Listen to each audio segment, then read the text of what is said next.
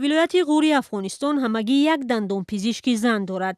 درمانگاه لطیفه نظیری در شهر فیروزکوه منطقه زیر نظارت طالبان تازه به کار شروع کرده است. طبابت مردان در این مرکز دندان پزشکی من است. امکانات که در بخش دندان ضرورت باشه ما هم میگیریم در کلینیک خود داریم و تحصیل زحمت کشیدم بالا خود مطمئنم که میتونم از طریق خدمت به خانم ها شو. درمانگاه زنانه نظیری صاحب تجهیزات پیشرفته دندانسازی است و برای زنان امکانیت‌های خوب پیشنهاد می‌کند. در اینجا هر روز به ده‌ها بیمار خدمت می‌رسانند. دکتر شدن یکی از آرزوهای طفولیت ما بود که به آرزو خوشبختانه به آرزو خود رسیدم و به ولایت غور برگشتم که به حمایت فامیل و شوهر خود تانستم یک کلینیک مخصوص خانم ها ایجاد کنم.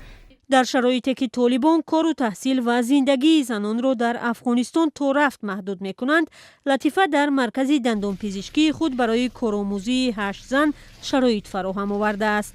با ایجاد این کلینیک خیلی خرسند هستم که باعث ایجاد انگیزه باعث توانبخشی به خانم‌های دیگر می شود و همچنان انتظار داریم که خانم‌های دیگری همچنین ابتکاری داشته باشند.